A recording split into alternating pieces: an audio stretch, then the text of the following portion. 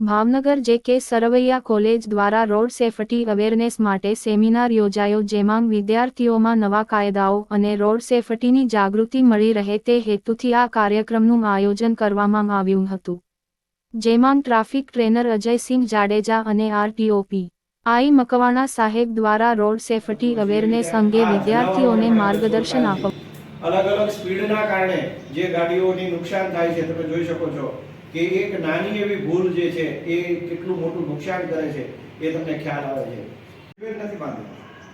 Seat belt નથી બાંધ્યો એટલે શું થાય છે? ગાડી મારે છે એના ઉપરથી ડુંગર ઉપરથી અને 100 વાર પડે એટલે એને ક્યારેય નુકસાન નહીં થાય. તમારા મોમે ન પડે પણ એવું નથી કે જ મળે, તો એ ધ્યાન રાખો. મોબાઈલ, લોકો સતત મોબાઈલ ઉપર રહે છે. દુનિયામાં કેટલા ગાય છે, પણ એ મરી ગયેલી ભેંસ અથવા મરી ગયેલી ગાય હોય, કાળી હોય અને એ તમને દેખાય નહીં અને ગાડી એના ઉપર ચડી જાય અને શું થાય? મરેલી ભેંસ પર કાર ચડી જતા 5 યુવાનોના મૃત્યુ. તમારું વાહન દૂર રાખો તો આ તકલીફ ન થાય. તમે એનાથી 5-10 ફૂટ દૂર રહો તો તમે બ્રેક મારી શકો. આ ડિસ્ટન્સ નહીં રાખવાના કારણે, એક વાહનની વચ્ચે બીજા વાહનની જગ્યા નહીં રાખવાના કારણે આ વસ્તુ ન હોય તો આ વસ્તુ થાય. આપણે એમ કે એમાં શું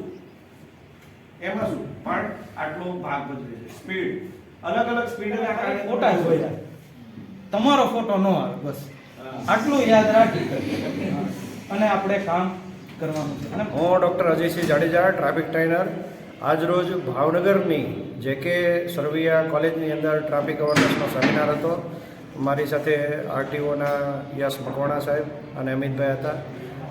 અમે જોયું કે વિદ્યાર્થીઓને આવા જે સમયની અંદર જે જરૂરિયાત હોય છે, અકસ્માતથી કેમ બચવું, કેવી રીતે બચી શકાય, એની 1 કલાકથી 1.5 કલાકની જે માહિતી છે અમે અહીં આપવામાં આવી.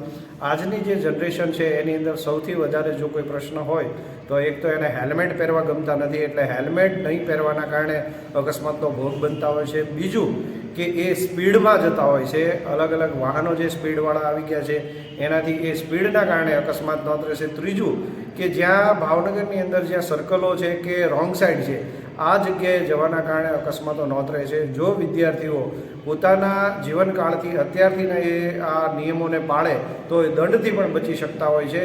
તો આજનો જે આ કાર્યક્રમ છે બહુ સરસ રહ્યો છે અને વિદ્યાર્થીઓએ સારી રીતે એને માણ્યો છે. Thank you.